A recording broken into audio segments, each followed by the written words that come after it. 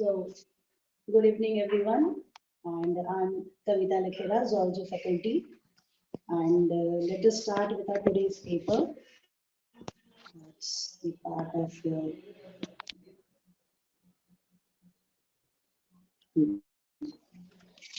So, because the first question was given below are the two statement. जिसमें statement one बोल रहा है ligaments are dense irregular tissue. And दूसरा इसके बाद this point cartilage is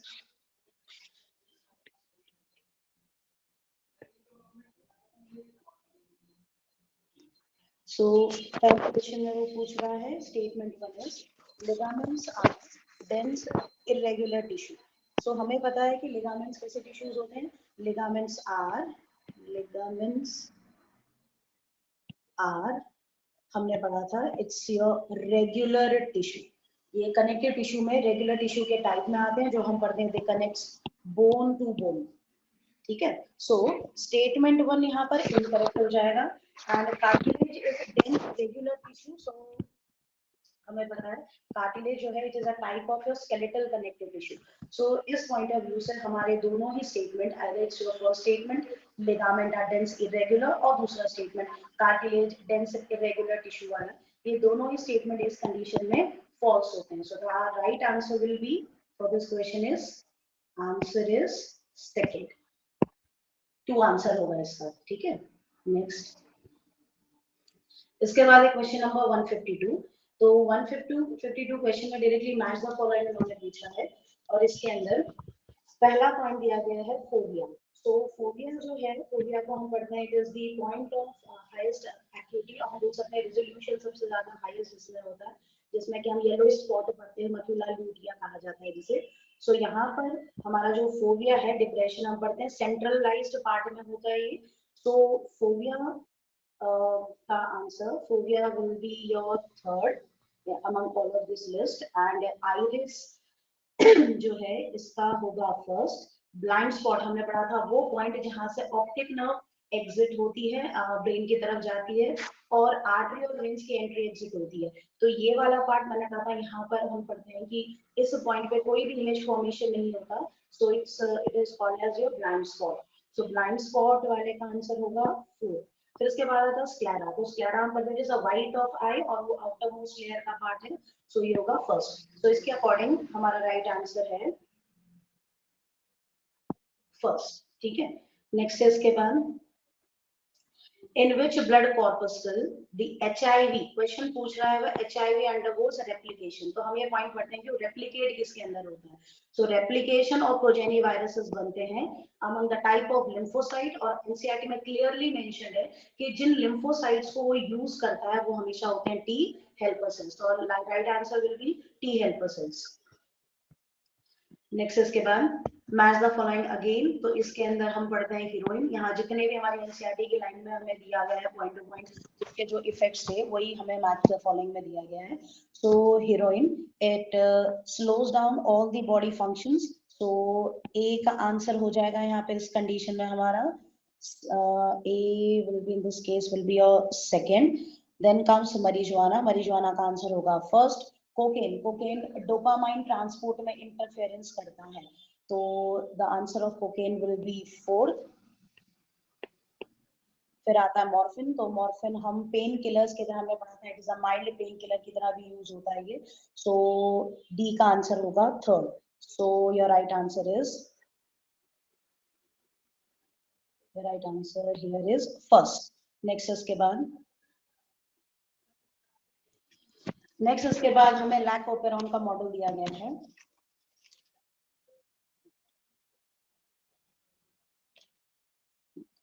next question में हमें लैक ओपेरॉन मॉडल दिया गया है. तो लैक ओपेरॉन के अंदर जो हम अगर स्टार्ट करें बीटा गैलेक्टोसाइडेज एक्टिविटी जैसे हम बायोटेक के अंदर भी पढ़ते हैं इंसर्शन इनएक्टिवेशन में भी हम एक पॉइंट रिपीट करते हैं बीटा गैलेक्टोसाइडेज. तो बीटा गैलेक्टोसाइडेज जो एंजाइम है उसके लिए जो जीन एनकोड करता है वो हमेशा हमारा जेड जीन होता है. तो अगर हम यहाँ से स्टार्ट करते हैं so your answer for D will be your first. So इस हिसाब से हम अगर देखें जीन ए किसके लिए कोड करता है. Gene A codes for trans acetylase.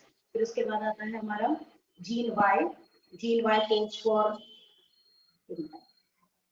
Gene A इसका आंसर होगा सेकेंड। फिर आता है हमारा gene Y,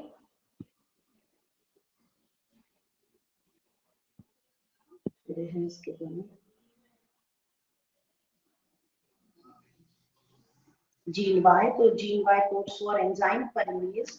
Then comes your gene I, it is repressor protein जो हम पढ़ते हैं इसके लिए, and last your gene Z, that is your beta galactosidase. तो इसके अकॉर्डिंग हम चले तो हमारा आंसर होगा यहाँ पर नाइन ऑफ फॉलोइंग में सेकेंड फॉर दिस क्वेश्चन।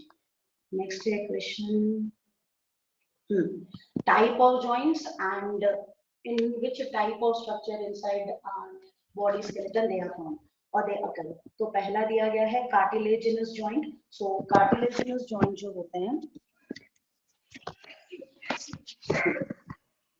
तो कार्टिलेजिनस जॉइंट का लोकेशन जो अगर हम इसमें देखें तो हमने जो सबसे ज्यादा एग्जांपल कई बार जो हमें क्वेश्चंस में आता है वो होता है जो हमारी वर्टिब्री है। तो वर्टिब्री इसके इनके बीच में जो हमारे इंटरवर्टिब्रल डिस्क होती है वो किससे बनी हुई रहती है, कार्टिलेज से। तो इस अकॉर्डिंग हम चले तो हमारा आंसर होगा कार्टिलेजिनस जॉइंट का होगा हमारा answer number second, match the following में सेकेंड होगा। Ball and socket, ball and socket हमेशा हम पढ़ते हैं जो हमारे अपेंडिकुलर स्केलेटन को वो ज्वाइन कर रहा है विद एपिजियल स्केलेटन, जो हमारे अपेंडिकुलर स्केलेटन को ज्वाइन होता है, तो उस वहां पे जो जॉइंट प्रेजेंट है that is called as ball and socket type of joint. Fibrous joint, जितने भी हमारे सूचर्स हम पढ़ते हैं तो sutures are made up of different type of fibres, sorry sutures are made up of fibres. तो ये होता है in between your skull. Saddle joint, जो हमारे थंब वगैरह में मेटाकार्पल वगैरह में जो जॉइंट कार्पल और मेटाकार्पल को ज्वाइन करता है तो वो उस टाइप के जॉइंट को हम कहते हैं सैडल जॉइंट। तो इसके अकॉर्डिंग ए कार्टिलेजिनस जॉइंट का आंसर होगा second, then B will be your fourth, C will be your first and D will be third. So our right answer is 2। Next ये question आया है ecology का, which of the following statement is correct. तो जो eutrophication होता है, eutrophication कभी भी डोमेस्टिक सीवेज के एक्यूमुलेशन से या वेस्ट वाटर लेक के एक्यूमुलेशन से यूट्रोफिकेशन नहीं होता है। फिर एक और ऑप्शन हमें दिखा बायोमैग्निफिकेशन, तो जिसके अंदर हम डीडीटी वाला एग्जांपल भी पढ़ते हैं।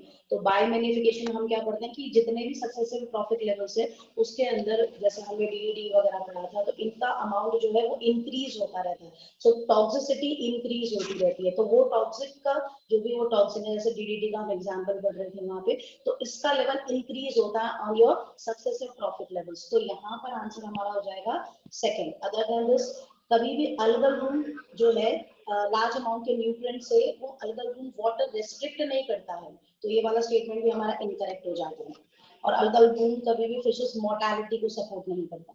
नेक्स्ट है क्वेश्चन नंबर 158। तो 158 में पहला हमें पॉइंट दिया गया असर्शन रीजन का क्वेश्चन है, बहुत अच्छा क्वेश्चन दिया है रिप्रोडक्टिव हेल्थ चैप्टर से। amniocentesis for sex determination is one of the strategies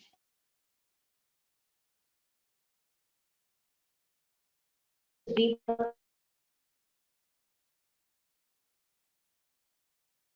अंदर नहीं आती। सो ये ban on synthesis checks increasing, amniocentesis ban होने से फीमेल फिटिसाइज की इशू जो है वो बढ़ नहीं गया। तो हमारा इस कंडीशन में हमारा जो ऑब्जर्वेशन का जो पॉइंट है वो रॉन्ग है और रीजन वाला स्टेटमेंट हमारा फीमेल फिटिसाइड जो है वो इंक्रीज हुआ है। तो यहाँ पर हमारा जो स्टेटमेंट है, जो रीजन है वो है reason is right but our assertion is false in this case. So your answer for this question is your answer for this question is 4. Assertion is wrong and reason is right. Next है list। तो ये direct हमारे जितने भी type of sales हम पढ़ते हैं या गैस्ट्रिक ग्लैंड उसका क्वेश्चन दिया गया है। तो वहां पर पहला हमें जितने हमें डाइजेस्टिव ट्रैक्ट के अंदर हमने जो ग्लैंड्स हम पढ़ते हैं इंक्लूडिंग योर लिवर, उसका क्वेश्चन है। ये डायरेक्ट क्वेश्चन दिया गया मैच द फॉलोइंग का और बहुत इजी क्वेश्चन भी था। सो पेप्टिक सेल्स, तो हमने पढ़ा पेप्टिक सेल्स या जिन्हें हम ज़ाइमोजेनिक या चीफ सेल्स भी बोलते हैं, उनका फंक्शन होता है to secrete inactive form of pepsinogen. फिर आता है गॉबलेट सेल। गॉबलेट सेल्स कहीं पर भी क्यों ना प्रेजेंट हो, उनका एक ही फंक्शन होता है, दे सीक्रेट म्यूकस, लुब्रिकेशन के लिए भी होता है और वॉल प्रोटेक्शन के लिए भी होता है। फिर आता है ऑक्जेंटिक सेल्स। ऑक्जेंटिक सेल्स का फंक्शन होता है they secrete HCl and an intrinsic factor, जिसे हम कैसाल्स इंट्रिंसिक फैक्टर भी कहते हैं। और लास्ट होता है hepatic cells. Hepatic cells releases always by hepatic cells, मतलब हेपेटोसाइट्स लिवर सेल्स को कह रहा है। सो इसके अकॉर्डिंग अगर हम देखें तो हमारे ऑप्शन में बैठेगा your hepatic sales. So your right answer is A will be your third, B वाला हो जाएगा first, C होगा fourth और D होगा second. So हमारा right answer होता है इसके लिए third answer. Next इसके बाद select the correct group or set of Australian marsupial. इसके लिए जो हमें adaptive radiation वाला पूरा हमें picture दिया जाता है, जैसे हम बोलते हैं कि directly figure based questions भी आते हैं, तो यहाँ figure based तो नहीं दिया, पर जो figure में जो naming दी थी, जो भी तस्मानियन वुल्फ वगैरह, हमें दो चार्ज दिए गए थे, एक तो एडेप्टिव कन्वर्जेंस का दिया था, एक एडेप्टिव रेडिएशन का दिया था। तो एडेप्टिव रेडिएशन जो है उसके अंदर हमें कुछ एग्जांपल्स याद रखने थे, जिसके अंदर प्लासेंटल मैमल्स इंक्लूड नहीं होंगे। उसमें लिखा है क्वेश्चन में, देयर मेंशन दिया ऑस्ट्रेलियन मार्सुपियल्स की बात कर रहे हैं, तो यहाँ आंसर हमारा आता है नंबर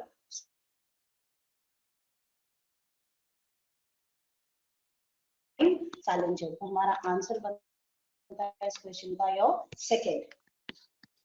नेक्स्ट इसके बाद फिर इसके बाद डिफरेंट अगेन एक क्वेश्चन आता है हमारा फ्रॉम रिप्रोडक्टिव हेल्थ चैप्टर से, वेसेक्टोमी। डायरेक्ट क्वेश्चन दिया गया है, हमारे मेथड्स पूछे गए हैं। So vasectomy is an example of your surgical method, जिसमें टर्मिनलाइजेशन कर देते हैं हम। So vasectomy will be your third and coitus interruptus ये one of the type of natural method होता है for contraception, so answer will be your fourth. Cervical caps are an example of barrier method, and the last D जो दिया गया, it is just a Haley drug, that is an oral method of contraception. So your right answer for this question is second. Next question आया है, RNA mutates at a faster rate. हमें बताया because it is by nature it is unstable, तो इसमें mutation का rate जल्दी, वो ज़्यादा जल्दी mutate हो जाता है। और viruses having RNA genome and a shorter virus having RNA genome and shorter lifespan, उनमें म्यूटेशन जल्दी होगा। तो बेटा जिसमें जल्दी म्यूटेशन, पहला क्वेश्चन ये वो दे रहा है कि आरएनए जल्दी म्यूटेशन करता है क्योंकि वो रिएक्टिव ज्यादा है, अनस्टेबल ज्यादा होता है। दूसरा उसका लाइफ स्पैन शॉर्टर होगा क्योंकि वो जल्दी इवॉल्व होते हैं। तो ये दोनों स्टेटमेंट इस क्वेश्चन के राइट हैं, so our answer will be first. Next, which of the following function is carried out by cytoskeleton in a cell? तो इसका most right answer as per NCERT में mention किया गया cytoskeletal element का, so इसका answer होता है motility। वो help करते हैं your motility or we can say movement of cell। Next है vital capacity। vital capacity जो होती है lungs की, it is always equivalent to IRV, that is called inspiratory reserve volume plus expiratory reserve volume and tidal volume। तो इसके सम को हम कहते हैं VC, vital capacity।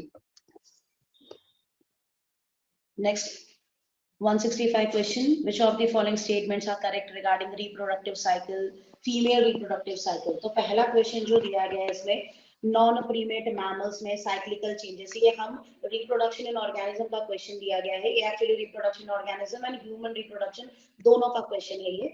उसमें पूछा गया है कि नॉन प्रीमेट फीमेल्स के अंदर हम बोलते हैं जो साइक्लिकल चेंजेस जो होते हैं जिसमें कि ब्लीडिंग नहीं होती है, बट वहां पर जो साइकिल जैसे ह्यूमन फीमेल्स या मैमल्स के अंदर मेंस्ट्रुअल साइकिल होती है या प्रीमेट्स के अंदर मेंस्ट्रुअल साइकिल होती है, तो नॉन प्रीमेट्स के अंदर डायरेक्ट लाइन दी गई है एनसीईआरटी की कि उनके अंदर कौन सी साइकिल होती है, ईस्ट्रस साइकिल, जिसमें कि एंडोमेट्रियम रीएब्सॉर्ब हो जाती है, इसलिए ब्लीडिंग नहीं होती है। सो इस पॉइंट में which of the following statements are correct regarding female reproductive cycle? So जो ए है स्टेटमेंट, इट इज करेक्ट। दूसरा दिया गया first menstrual cycle begins at puberty, तो जब फर्स्ट मेंस्ट्रुअल साइकिल स्टार्ट होती है तो उस स्टेज को हम बोलते हैं मेनार्क। उसे क्या बोला जाता है? मेनार्क। यहाँ पे दिया गया मेनोपॉज, तो ऑब्वियस सी बात है हमारा जो सेकंड स्टेटमेंट है वो हो जाता है incorrect. Next, lack of menstruation, NCERT की लाइन है may be indicative of pregnancy. हो सकता है कि अगर मेंस्ट्रुएशन नहीं हो रहे तो उसका एक कॉज ये भी हो सकता है कि female would be pregnant. Next, cyclical menstruation, तो जो हमारे मेंस्ट्रुएशन का पूरा प्रोसेस है वो कौन से फेज से कहां तक जाता है? it is a time period in between your menarche to menopause. So your answer, your statement C is also correct and D is also correct. अब वो पूछ रहा है मोस्ट एप्रोप्रिएट आंसर क्या दोगे आप इसका? So इसका मोस्ट एप्रोप्रिएट है, सिर्फ B वाला गलत है, तो हमारा आंसर कौन सा हो जाएगा? Answer will be 4। ठीक है, नेक्स्ट है क्वेश्चन 166। तो इसमें दो स्टेटमेंट दिए गए, ज्यादातर question assertion reason and statement based दिए गए। So again, question from human reproduction.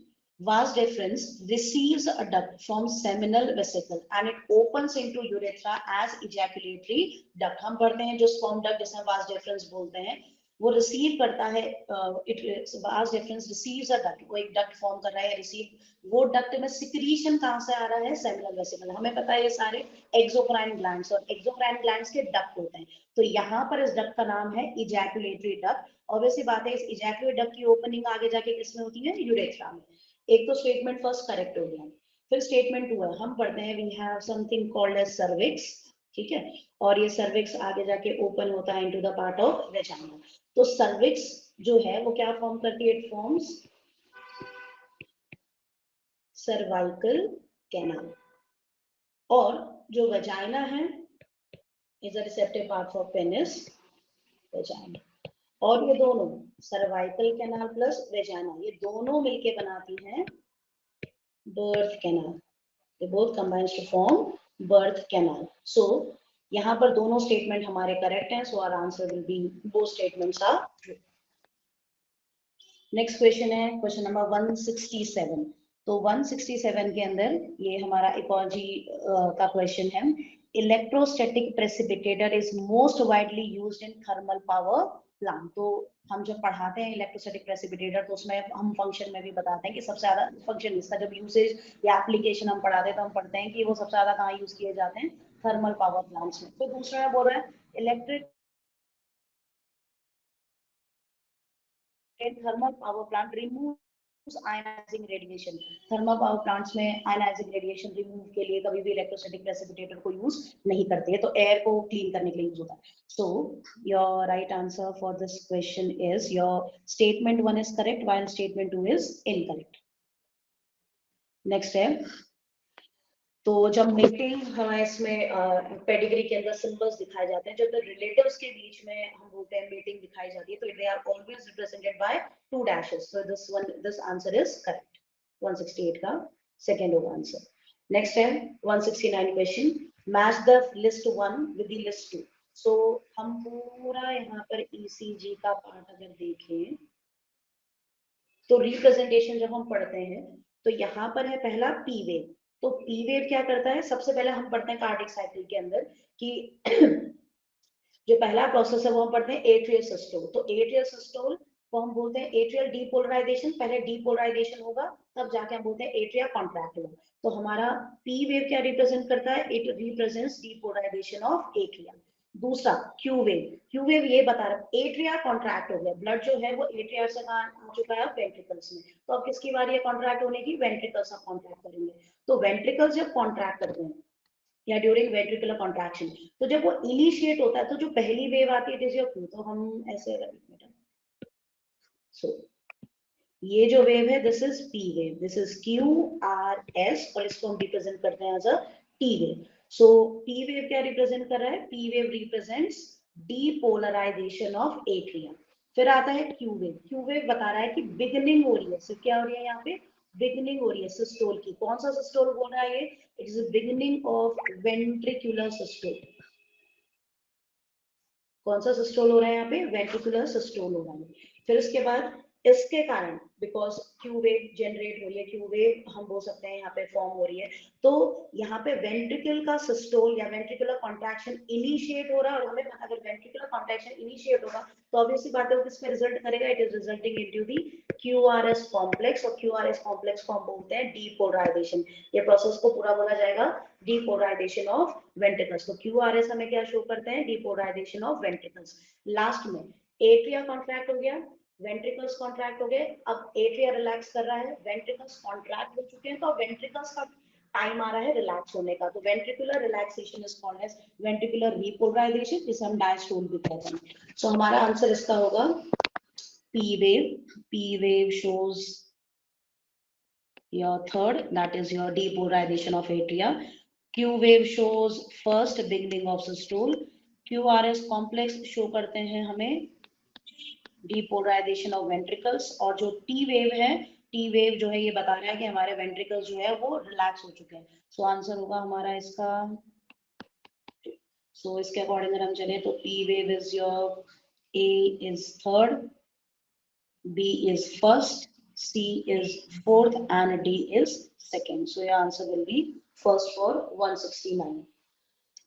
Next उसके बाद मैच द लिस्ट, ये हमें क्वेश्चन दिया है। मेनली ये सारे स्ट्रक्चर जो हमें दिए गए हैं, these all serve as excretory organs और excretory structures। ये हमारे excretion चैप्टर में सबसे आगे जो हमें इंट्रो देते हैं उसमें ये वाला पॉइंट रिपीट होता है। सो यहाँ दिया गया, इवन एनिमल किंगडम का भी क्वेश्चन है ये। सो टेनिया, टेनिया जो है जिसे हम बोलते हैं फ्लैटवर्म्स, टेनिया के अंदर होते हैं flame cells, they are also called as solenocytes. So एक आंसर होगा थर्ड। पैरामीशियम, पैरामीशियम के लिए एक्सेस अमाउंट ऑफ वाटर जो है एक्सपेल करने के लिए they have presence of contractile vacuole. Then comes Periplaneta, cockroach, तो कॉकरोच के पास एक ग्लैंड होता है यूरिपोज ग्लैंड। और फेरेटिमा, अर्थवॉर्म्स को कहते हैं, तो अर्थवॉर्म्स के पास क्या होते हैं, नेफ्रीडिया। तो ये हम एनिमल किंगडम में भी पढ़ते हैं ये सारे पॉइंट्स। तो हमारा इसका आंसर होगा will be your third, B will be second, C will be fourth, and D will be first. So your right answer for question 170 is third. Next is which one of the following common STDs is completely curable? तो हम पढ़ते हैं जब early detection कर लिया गया है तब कौन सी बीमारी क्यूरेबल है, तो हम पढ़ते हैं द आंसर इज गोनोरिया। तो गोनोरिया अगर जल्दी डिटेक्ट हो जाए तो उसको हम ट्रीट कर सकते हैं। अदर देन दिस जो जेनाइटल हर्ब्स है, hepatitis B, HIV, they are among non-curable disease. Next is question number 172. So match the list first and second. So ये जितने भी हमें दिए गए हैं, they all are hormones, जिसमें कि हमें GIT के hormones भी दिए हैं और kidney के hormones भी mentioned है, जो रास मैकेनिज्म में हेल्प कर रहे हैं वो भी है, और GIT के लोकल हार्मोन भी मेंशन है इस क्वेश्चन में। तो पहला है CCK। CCK is the short form of cholecystokinin. तो कोलेसिस्टोकाइनिन किसको जाके स्टिमुलेट करता है, पैनक्रियास को, so that it can release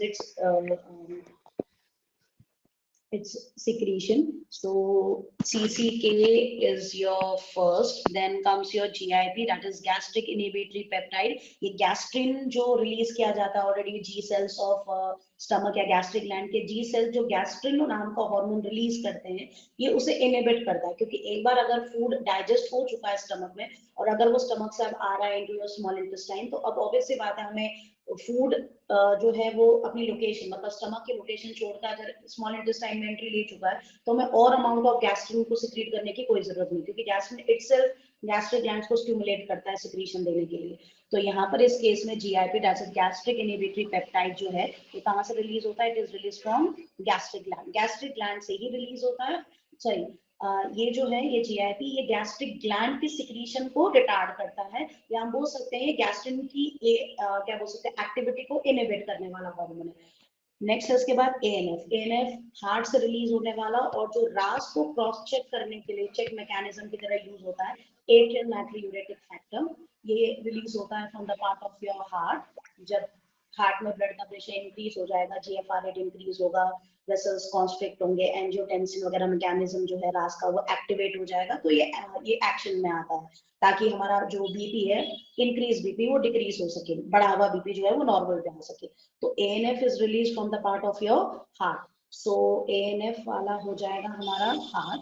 and last is ADH, that is anti diuretic hormone. So ये हार्मोन जो है कहाँ से रिलीज, ये रिलीज तो कहाँ से होता है, it is release from A posterior pituitary, but हम पढ़ते हैं इसका फंक्शन कहाँ पर होता है, it functions at the level of your kidney, diuresis से प्रिवेंट करने का हार्मोन।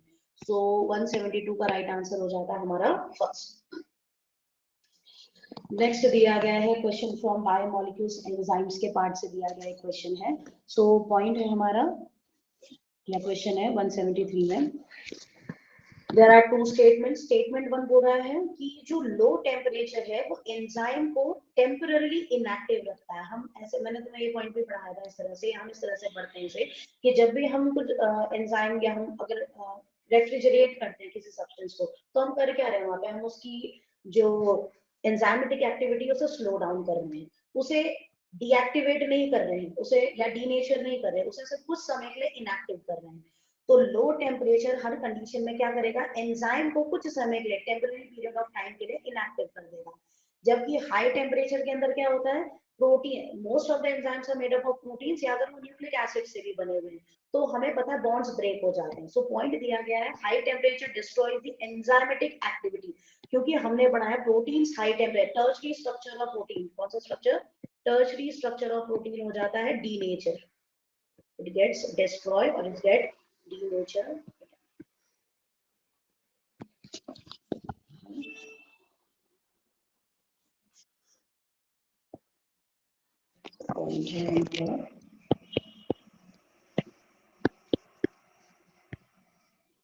टर्शरी स्ट्रक्चर एंजाइम जो है, टर्शरी स्ट्रक्चर जो हम बोलते हैं बायोलॉजिकली एक्टिव फॉर्म जो भी होती है प्रोटीन की, टर्शरी स्टेट में होती है। तो ये हाई टेम्परेचर के अंदर दे गेट्स डीनेचर। सो हमारा जो स्टेटमेंट 1 है इसके अकॉर्डिंग वो लो और हाई टेम्परेचर दोनों की कंडीशन सही एक्सप्लेन कर रहा है। नेक्स्ट हमें पॉइंट दिया गया है जो हम पढ़ते हैं एनसीईआरटी के अंदर, ये तो हमें टेम्परेचर इफेक्ट्स का पॉइंट है कि कौन से फैक्टर का क्या असर होता है। दूसरा दिया गया है इनहिबिशन वाला पॉइंट दिया गया है, हमें कॉम्पिटिटिव इनहिबिशन ही समझाया जाता है इसमें एनसीईआरटी में। सो कॉम्पिटिटिव इनहिबिटर जो होता है वो सबस्ट्रेट का एनालॉग होता है। कॉम्पिटिटिव इनहिबिटर इनहिबिशन जो प्रोसेस करते हैं उसमें सबस्ट्रेट एनालॉग मॉलिक्यूल बनता है, सक्सिनेट का जैसा मैलोनेट का एग्जांपल पढ़ते हैं एनसीईआरटी के according. So when a inhibitor flows the resembles, वो बोलता है वो किसकी तरह रिसेम्बल कर रहा है, सबस्ट्रेट मॉलिक्यूल से, तो उस कारण से एंजाइम की एक्टिविटी इनहिबिट हो जाती है, क्योंकि ये जो है ये इनहिबिटर एंजाइम की एक्टिव साइट पर आकर ज्वाइन हो जाता है। और अगर कोई एक्टिव साइट पर आकर ज्वाइन हो जाता है तो इस टाइप का जो हम बोलते हैं कंपटीशन है, ये सबस्ट्रेट और इनहिबिटर के बीच में होता है, और जाके कौन बाइंड हो जाएगा, इनहिबिटर बाइंड हो जाएगा। तो इस तरीके से हम बोल सकते हैं एंजाइम की एक्टिविटी डिमिनिश या डिक्लाइन हो जाती है। सो स्टेटमेंट 1 एंड स्टेटमेंट 2 ये दोनों स्टेटमेंट इस क्वेश्चन के 173 के करेक्ट हैं, वो statements are correct. Next question 174, तो ये बता रहे हैं हमें दो स्टेटमेंट दिए गए हैं, protein is imagined as a line, a protein is imagined as a line, the left end represent the first amino acid। तो अगर फर्स्ट अमीनो एसिड होता है तो हम ऐसे रिप्रेजेंट करते हैं, तो ये कौन सा टर्म, ये हमारा एक टर्मिनल हो गया, ये हमारा दूसरा टर्मिनल हो गया, ठीक है। तो फर्स्ट अमीनो एसिड का हमेशा NH2 ग्रुप यहाँ पे होगा, तो हम इसको कौन सा टर्मिनल बोलते हैं, NT, अमीनो टर्मिनल होता है। और यहाँ पर कार्बोक्सिल होता है तो हम इसके लिए लिखते हैं CT। तो जो हमारा स्टेटमेंट दिया गया है पहला, उसमें उल्टा दिया है हमें, उसने पॉइंट जो है फर्स्ट अमीनो एसिड को लिखा है, बट हमें टर्मिनल क्या दिया हुआ है, C टर्मिनल, जबकि C टर्मिनल नहीं होगा, कौन सा टर्मिनल होना चाहिए, N terminal. And right and जो रिप्रेजेंट होता है वो कार्बोक्सिल टर्मिनल होता है, और उसने उसके लिए कौन सा टर्मिनल लिख दिया है, N टर्मिनल। तो ऑब्वियसली बात है स्टेटमेंट 1 हमारा यहाँ पे रॉन्ग होता है। नेक्स्ट दिया है अडल्ट ह्यूमन हेमोग्लोबिन, तो हम पढ़ते हैं adult haemoglobin is alpha 2 and beta 2, 4 सब यूनिट से बना रहता है, जिसमें कि 2 अल्फा होती है और 2 बीटा होती है। तो इसके हिसाब से अगर हम देखें क्वेश्चन के हिसाब से, तो स्टेटमेंट 1 इनकरेक्ट है और स्टेटमेंट 2 इज करेक्ट। तो अब यहाँ देखते हैं ऑप्शन हमारा जाएगा राइट 4। तो 174 में statement 1 is false while statement 2 is correct. So यहाँ 174 का आंसर है 4। Next 175, question number 175। सो यहाँ वो पूछ रहा है रेडियल सिमेट्री हाईलाइट करके दिया है, not found in adults of, कौन से फाइलम के अडल्ट्स में रेडियल सिमेट्री एग्जिबिट नहीं होती, तो टेनोफोरा तो रेडियल सिमेट्री एग्जिबिट करते हैं, सिलेंटरेट भी रेडियल सिमेट्री एग्जिबिट करते हैं, और हमने पढ़ा है कि अकाइनोडर्म जो रहते हैं लार्वो, हमने पढ़ा रेट्रोग्रेसिव मेटामॉर्फोसिस एग्जिबिट करते हैं। एनसीईआरटी में स्टार मार्क करके पॉइंट दिया गया फॉर अकाइनोडर्म्स कि अकाइनोडर्म्स के जो लार्वा हैं, लार्वा और larvae, they are bilaterally symmetrical और दे शो बायलेटरल सिमेट्री, ठीक है। वाइल जो अडल्ट्स होते हैं इसके, तो अडल्ट्स में जो होती है वो होती है इनकी रेडियल सिमेट्री। तो इस हिसाब से नॉट फाउंड अगर वो पूछ रहा है तो एक हेमिकॉर्डेट्स ही ऐसे होते हैं जिनमें बायलेटरल सिमेट्री होती है, पूरी तरह से जो है लार्वा से लेकर अडल्ट स्टेजेस तक दे एग्जिबिट बायलेटरल सिमेट्री। तो इस हिसाब से radial symmetry is not found in adults of phylum hemichordates. तो 175 का आंसर होगा 2। Next is question 176, which one of the following techniques does not serve the purpose of early ये जो line है एनसीईआरटी के अर्ली डायग्नोसिस, तो हम जब यूरिन या सेरम एनालिसिस वगैरह करते हैं तो जब ये एनालिसिस होता है ऑलरेडी पैथोजन का अमाउंट जो है उसमें बढ़ चुका होता है, तो अर्ली ट्रीटमेंट में कौन से मतलब डिजीजेस के अर्ली डायग्नोसिस ऑफ डिजीजेस, ताकि हम उसका जल्दी से जल्दी ट्रीटमेंट कर सके, तो rDNA technology is used, PCR amplify यही करता है क्योंकि, और एंजाइम लिंक्ड सॉर्बेट ऐसे एलाइजा टेक्निक ये यूज होती है क्योंकि ट्रेस अमाउंट में भी रहा तो इन टेक्निक्स के थ्रू हमें पता लग सकता है, but serum and urine analysis कभी भी अर्ली डायग्नोसिस प्रोसीजर के पार्ट नहीं है, वो डायग्नोसिस प्रोसीजर है बट वो अर्ली डायग्नोसिस में नहीं आते। सो your answer for question number 176 is 2। Next है, ये हमारा एलिमेंट्री कैनाल का question. So once the undigested and unabsorbed substances enters the cecum, so इनका backflow prevent करता है इलियोसिकल वाल। बैकफ्लो किसका, जो अनडाइजेस्टेड अनएब्सॉर्ब पार्ट है उसे हम फीसेस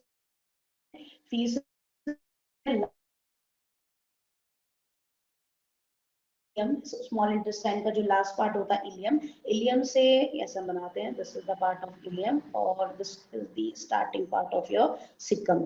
तो ये सिकम और इलियम के बीच में एक वाल्व होता है that is called as IC valve और कॉल्ड एज इलियोसिकल वाल्व।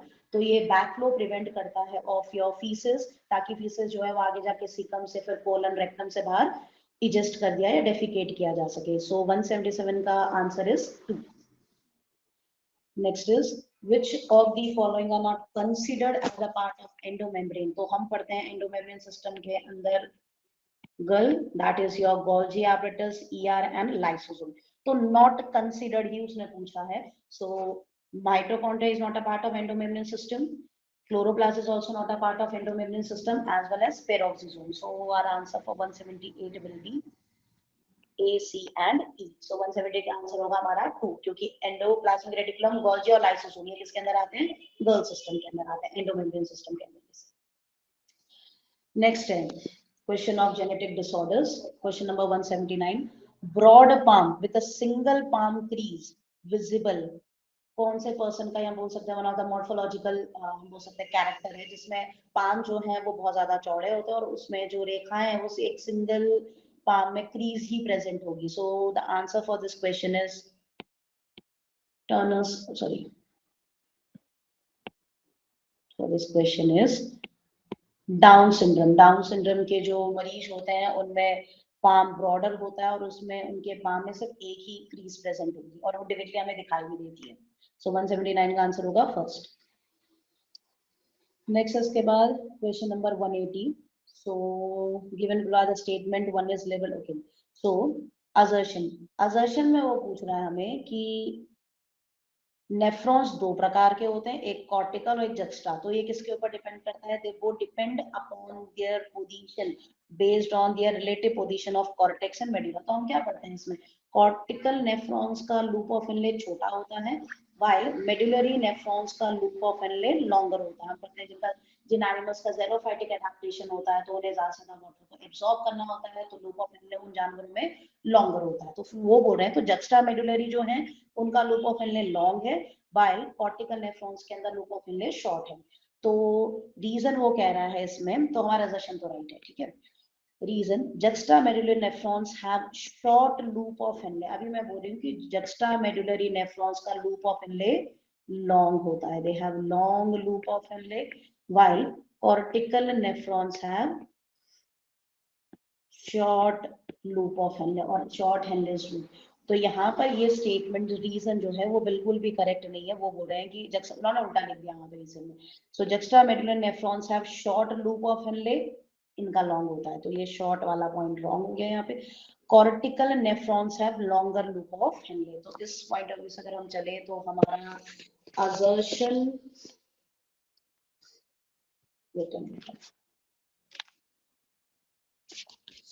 हमारा असर्शन ट्रू है और हमारा रीजन फॉल्स है। सो 180 का आंसर होगा third, assertion is right while reason is incorrect, as well as reason उसका करेक्ट एक्सप्लेनेशन नहीं है और फॉल्स स्टेटमेंट है। नेक्स्ट है क्वेश्चन 181। तो 181 के अंदर सबके साइंटिफिक नेम पूछे गए हैं। तो रिंग वर्म्स को हम कहते हैं ट्राइकोफाइटन, ये ह्यूमन हेल्थ एंड डिजीज में भी दिया गया है, सारे जो भी हमें पॉजिटिव एजेंट्स दिए गए हैं ह्यूमन हेल्थ एंड डिजीज में डायरेक्टली दिए गए हमें. So ringworm is called as trichophyton. So A will be your second.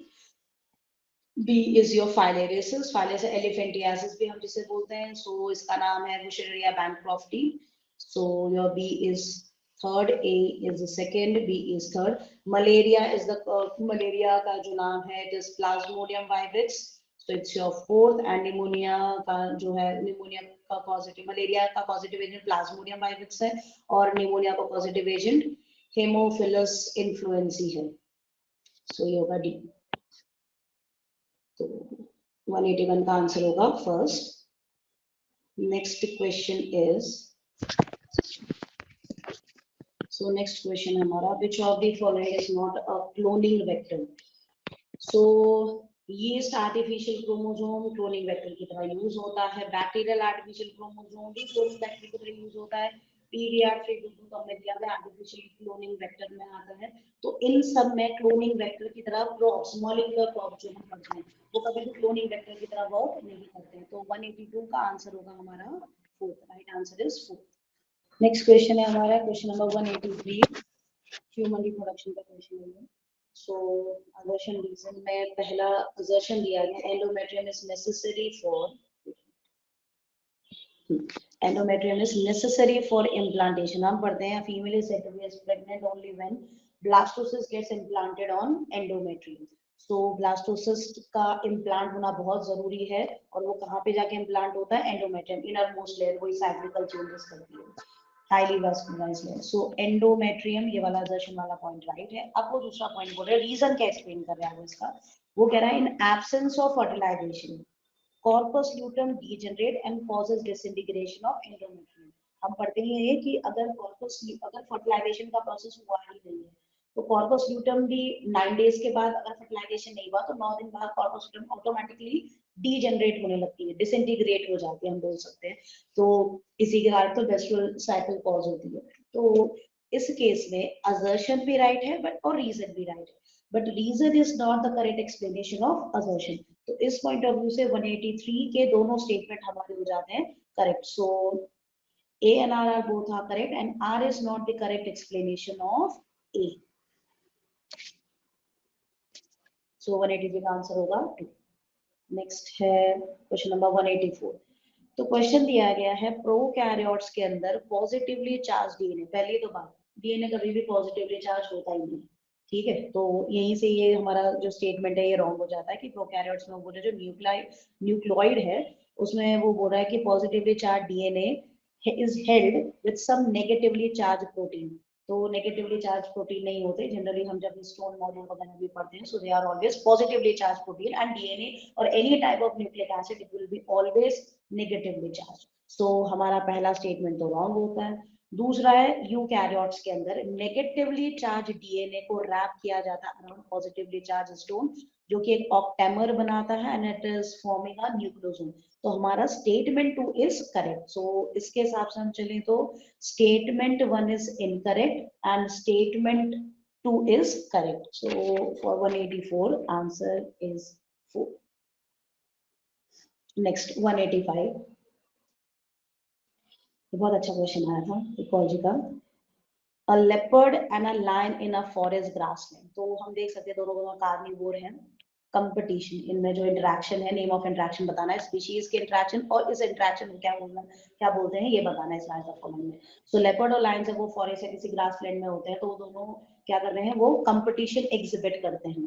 Kuku bird अपने एग्स को किसमें ले करता है, क्रोज के नेस्ट में करते हैं. तो एक पैरासाइटिज्म तो है बट नेस्ट में सिर्फ अंडे लिए किए जा रहे हैं ताकि जो क्रो है वो उसे अपने अंडे समझ के क्या बोल सकते हैं उसकी ब्रूडिंग कर सके. सो यहाँ पर ब्रूड पैरासाइटिज्म राइट ऑप्शन है इसका. नेम ऑफ इंटरेक्शन को ब्रूड पैरासाइटिज्म बोला जाता है.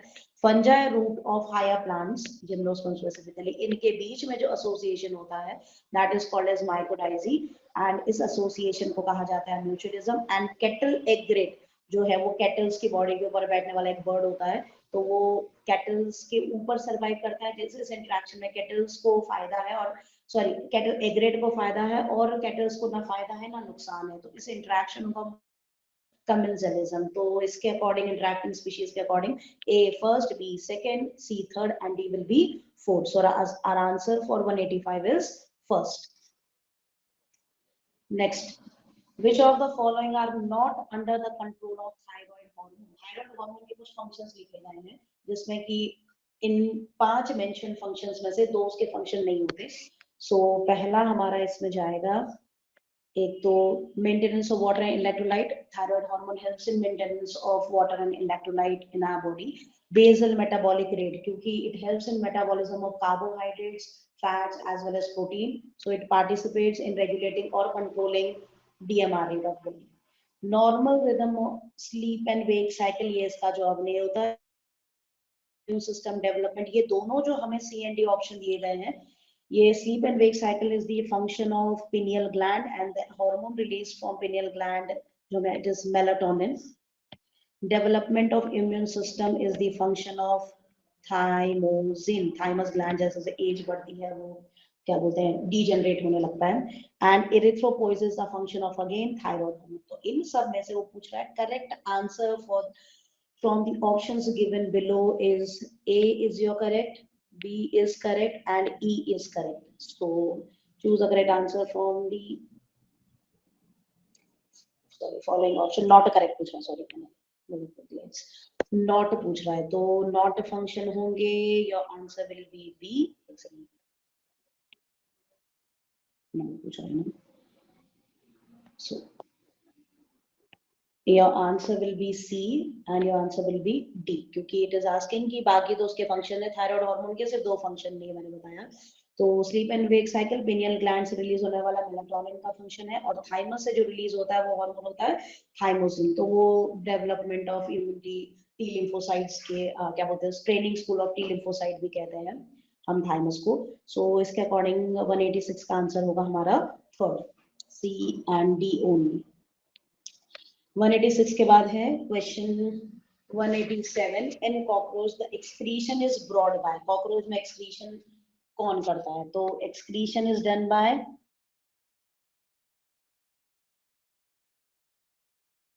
Uricose gland, excretion is done by nephrocytes as well as fat body। तो ये तीनों फैट बॉडी को फैट बॉडी यूरिकोज बॉडी एक ही स्ट्रक्चर होते हैं और नेफ्रोसाइट इसमें पार्टिसिपेट करता है। सो हमारा आंसर होगा इसका 187 का आंसर होगा हमारा third, B C and D are correct. 187 के बाद आता है 188, मैच द फॉलोइंग। फिर से आ गया। तो मास सेल्स क्या होते हैं? Mast cells are a type of areolar connective tissue.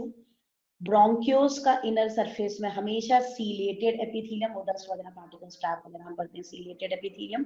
Blood एक टाइप का स्पेशलाइज्ड कनेक्टिव टिश्यू है, ब्लड लिम्फ दोनों स्पेशलाइज्ड कनेक्टिव टिश्यू के पार्ट है।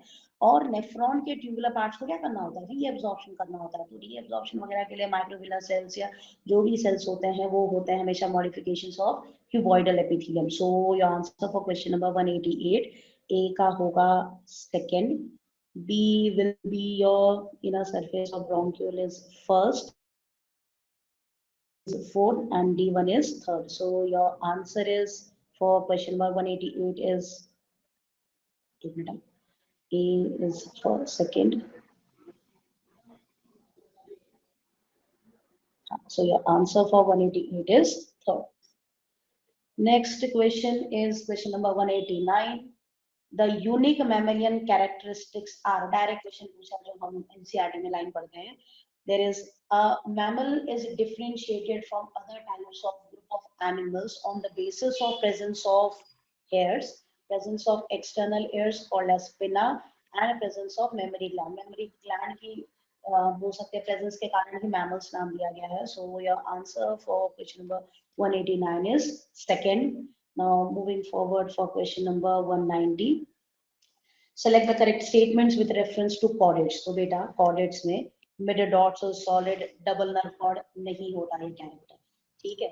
Next, double nerve cord is not a character of chordates, a character of non chordates। और हमारी जो हम बोलते हैं notochord वगैरह वो follow होती है, इसमें दिया है it is solid। But there is presence of closed circulatory system, presence of paired pharyngeal gill slits, हमारा हार्ट डॉर्सल नहीं होता, वेंट्रल होता है। हम ट्रिप्लोब्लास्टिक तो है बट हम यूसीलोमेट है, और यहाँ क्या दिया हुआ है, स्यूडोसीलोमेट। तो हमारा करेक्ट आंसर इसके अकॉर्डिंग जाएगा 190 का आंसर इज 2, आंसर होगा हमारा 2। Next is question number 190, sorry 191। सो 191 जो है वो पूछ रहा है टेट्रा फॉर्मेशन इज, एक मिनट,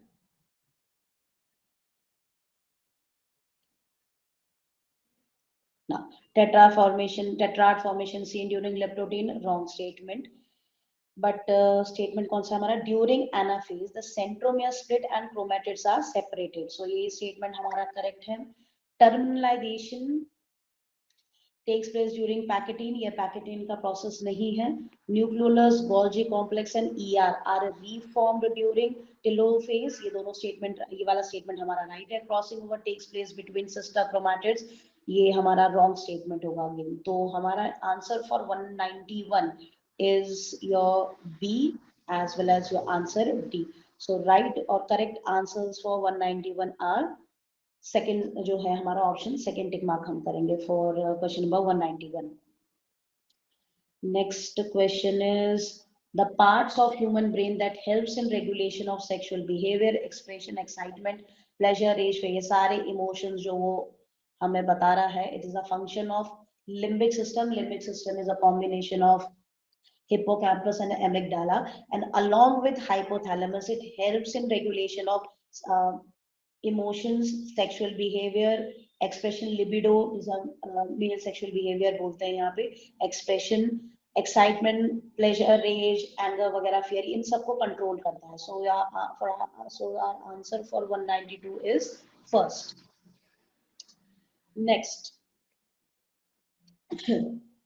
क्वेश्चन है गिवन बिलो सेल साइकिल से क्वेश्चन है G0 phase of cell cycle the cell is metabolically inactive. तो हम पढ़ते हैं इसका जो G0 में cell cycle the metabolically inactive, inactive नहीं रहता, वो एक्टिव रहता है, ठीक है। तो इसने स्टेटमेंट जो हमें एक second, the cell is during G0 phase of cell cycle the cell is metabolically inactive, so the statement is right, वो metabolically inactive state में ही रहता है। और स्टेटमेंट 2 बोल रहा है सेंट्रोसोम अंडरगोज डुप्लीकेशन। तो सेंट्रोसोम का डुप्लीकेशन जो होता है सारे ऑर्गेनिज्म में से, सेंट्रोसोम का जो एग्जैक्ट डुप्लीकेशन है वो एस फेज और इंटरफेज के एस फेज में ही एग्जिबिट किया जाता है। तो इस हिसाब से अगर हम देखें तो स्टेटमेंट 1 भी करेक्ट है क्योंकि मेटाबॉलिक इनएक्टिव होते हैं, and statement 2 is also correct. So हमारे दोनों स्टेटमेंट्स 193 का हमारा आंसर होगा first. Next question is question number 194। बेटा इसको ज्यादा डिटेल में जाने के बजाय हम एक सिंपल सी चीज जो याद करवाते हैं इसमें, which one of the following is the sequence on the corresponding coding strand दिया है। If the sequence on mRNA form is as follow 5-3- में सीक्वेंस दिया गया है। तो हमें याद रखना है wherever the U is been replaced by T, क्योंकि वो किसका कोडिंग स्ट्रैंड दे रहा है हमें, the sequence on correspond mRNA में जो की इस पॉइंट से T U is replaced by T, stand तो सेम ही रहता है, सिर्फ किसका चेंज होता है, यूरासिल एंड थायमिन का। सो हमारा answer for question number 194 will be third answer होगा। मैंने क्या बताया, सिंपल सी चीज हमें याद रखनी है, सेम ही रहता है कोडिंग स्ट्रैंड के अंदर भी, बट सिर्फ फर्क किसका आएगा, एक आरएनए है तो आरएनए के पास हमेशा यूरासिल होता है, और डीएनए में वही यूरासिल किसके थ्रू रिप्लेस हो जाता है, by thymine. So right answer for question number 194 will be third. Next question है 195 question. So which of the following statements are correct regarding skeletal muscle? तो बेटा skeletal muscle के अंदर collagenous connective tissue layer को fascia कहा जाता है, it is called as fascia। और यहाँ क्या दे दिया उसने, fascicle। ये तो क्योंकि यहाँ पर फेशिया होना चाहिए था और उन्होंने क्या दे दिया स्टेटमेंट में, fascicle, तो हमारा ये वाला स्टेटमेंट स्केलेटल मसल के लिए रॉन्ग होता है। Next, sarcoplasm reticulum calcium ions का स्टोर हाउस होता है, statement is right. Striated appearance of skeletal muscle is due to distribution pattern of two proteins, actin and myosin। यही दो प्रोटीन्स होते हैं जो हमारे मसल्स में प्रेजेंट होते हैं। तो हमारा थर्ड भी स्ट्रेटेड, मतलब हम बोल सकते हैं जो स्ट्रेशन स्ट्रिप्स होती है वो एक्टिन और मायोसिन की होती है। Next, M line is considered as function, not M line is not the functional unit of contraction, और उसको हम कभी भी सार्कोमेर नहीं बोलते हैं। तो क्या बोलते हैं sarcomere is what? It is a distance between the two Z lines that works as the contraction functional unit of contraction called as sarcomere. So हमारा D भी wrong होगा। तो इसके अकॉर्डिंग हमारा 195 क्वेश्चन का आंसर के दोनों statement B and C are correct. These two are correct, most appropriate. क्योंकि ये तो गलत हो गया, क्लासिकल फैशिया होना चाहिए था, इस जगह पर होना आ गया क्लासिकल। और यहाँ पर एम लाइन कभी भी फंक्शन यूनिट ऑफ कंट्रैक्शन नहीं होती। जेड लाइन के बीच के डिस्टेंस को हम सार्कोमेर कहते हैं। Now moving towards our next question, question number 196. 196 जो है हमारा, इसमें दिया गया है मैच द फॉलोइंग, और इसमें वो पूछ रहा है लॉजिस्टिक ग्रोथ कर्व। 196, एक मिनट ना। So logistic growth curve कब बनेगा? When there will be limited resource availability. ऐसी कंडीशन जब हमारे पास जो रिसोर्सेस है हमारे नेचर में वो लिमिटेड होंगे। एक्सपोनेंशियल ग्रोथ तब होगी जब, एक्सपोनेंशियल मतलब बढ़ता ही जा रहा है, तो एक्सपोनेंशियल ग्रोथ कब होती है? जब अनलिमिटेड है, रिसोर्सेज आर अनलिमिटेड। एक्सपैंडिंग, फिर आता है एक्सपैंडिंग एज पिरामिड। तो एक्सपैंडिंग एज पिरामिड किस में देखने को मिलता है हमें? जब percentage of pre reproductive age ज्यादा है और उसके बाद नंबर आ रहा है रिप्रोडक्टिव का, और लास्ट क्या आता है हमारे पास? Post reproductive age group. तब हम बोलते हैं हमारी जो हमारा पिरामिड बनता है वो किस टाइप का बनता है? Expanding type of. लास्ट वाला दिया गया है हमें स्टेबल एज पिरामिड। तो ये हमें स्टेबल कब देता है? जब प्री रिप्रोडक्टिव एंड रिप्रोडक्टिव के दोनों पॉपुलेशन इक्वल टू रहती है, मतलब जब दोनों सेम होंगे। तो इसके अकॉर्डिंग अगर हम देखें तो हमारा क्वेश्चन नंबर 196 का आंसर होता है first. Now next question, which one of the following is not an advantage of inbreeding? तो बेटा हम पढ़ते हैं कि इनब्रीडिंग के कारण होमोजाइगोसिटी इंक्रीज होती है, क्योंकि प्योर लाइंस बन रहे हैं तो होमोजाइगोसिटी इंक्रीज होगी। और पहले ही पॉइंट में उसने दे दिया इट डिक्रीजेस, वो बोल रहा है एडवांटेज पूछ रहा है वो इनब्रीडिंग का। तो इनब्रीडिंग का जो हम बोल सकते हैं, हम पढ़ते हैं इनब्रीडिंग इंक्रीजेस होमोजाइगोसिटी, और इसने पहले पॉइंट में हमें ऑप्शन में यहाँ दे रखा है इस क्वेश्चन के, इट डिक्रीजेस होमोजाइगोसिटी। दूसरे भी पढ़ लेते हैं, it exposes harmful recessive genes, the point is right. Elimination of less desirable genes और सुपीरियर जीन्स का एक्यूमुलेशन होने लगता है या आने लगते हैं superior genes. Decreases the productivity of inbred, हमें पता है कंटिन्यूस इनब्रीडिंग कराने से इनब्रीडिंग डिप्रेशन फेस करना पड़ता है। तो बाकी की सारी चीजें जो है वो कहीं ना कहीं इनब्रीडिंग डेफिनेशन से जा रही है, but not an advantage of inbreeding is only one, that it decreases the homozygosity. So the answer of 197 will be first. Next है, Which of the following is characteristic feature of cockroach? Direct question दिया है हमें। Diagram में हम जब cockroach पढ़ते हैं तो हम सबसे ज्यादा चीज जो मेल और फीमेल कॉकरोचेस के अंदर याद करने के लिए हम पढ़ते हैं, and that is presence of anal style. किसकी प्रेजेंस होती है? Presence of anal style. Anal style की प्रेजेंस होती है in case of your male cockroaches, और जो हमें डायग्राम दिया है वो फीमेल कॉकरोच का दिया एनसीईआरटी में, जिसमें एनल स्टाइल नहीं दिखाया गया है। So your answer for question number 198 is second. Next is, so moving forward, your next question is 199. Which of the following statement are correct? तो हमें सारे statement बेसोफिल के बारे में दिए हुए हैं। वो बोल रहा है बेसोफिल मोस्ट abundant सेल होते हैं, most abundant cells of total WBC, most abundant it is in between 1.5 to 1%, सबसे कम उल्टा बेसोफिल्स होते हैं। बेसोफिल सिक्रीट, बेसोफिल का फंक्शन होता है हिस्टामिन सिक्रीट करते हैं, सेरोटोनिन करते हैं और हेपारिन को सिक्रीट करते हैं। ये स्टेटमेंट राइट है। बेसोफिल इन्फ्लेमेटरी रिस्पॉन्सेज या रिएक्शंस में इन्वॉल्व होता है। बेसोफिल हमेशा एक एग्जांपल है ग्रैनुलोसाइड का, इन्होंने हमें क्या दे दिया यहाँ पे? ग्रैनुलोसाइड दिया। किडनी शेप्ड न्यूक्लियस कभी भी बेसोफिल का नहीं होता। बेसोफिल का कैसा न्यूक्लियस होता है? बेसोफिल का न्यूक्लियस जो है इट इज एस शेप्ड। कैसा शेप का रहता है?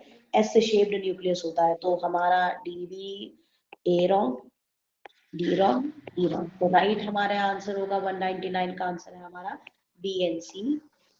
तो C is our right answer. Now students, last question. So question number 200. Which of the following statements are correct? So पहला दिया गया है an excessive loss of body fluid from the body switches off osmoreceptor. Osmoreceptors on होंगे जब हमारी body से ज्यादा amount में फ्लूइड लॉस होता है। यहाँ इन्होंने दिया स्टेटमेंट कि ऑस्मो रिसेप्टर्स ऑफ होंगे, वो ऑफ नहीं होंगे, उन्हें ऑन होना पड़ेगा, उन्हें बॉडी को वाटर लॉस से बचाना है, तभी तो एडीएच जैसे हार्मोन सिक्रीट होंगे। तो पहला हमारा इसका स्टेटमेंट रॉन्ग है। फिर आता है ADH facilitates the water reabsorption to prevent, ADH का फुल फॉर्म है anti diuretic hormone, anti diuresis मतलब डायूरेसिस को प्रिवेंट करता है, तो it is right. ANF vasodilation, हमने पॉइंट पढ़ा था रास का, रास का काम करने आया, रास का काम हुआ है तो हमारे ब्लड जो है, हमारा बीपी जो है वो इंक्रीज होता है। अब उस बीपी को नॉर्मलाइज करने के लिए एक्शन में कौन आता है? एएनएफ। तो रास मैकेनिज्म का जो एंजियोटेंसिन है, एंजियोटेंसिन 2 जिसे पावरफुल वेसो, तो ये वेसो कॉन्स्ट्रिक्टर बोलते हैं। सो ये वेसल्स को कॉन्स्ट्रिक्ट कर रहा है।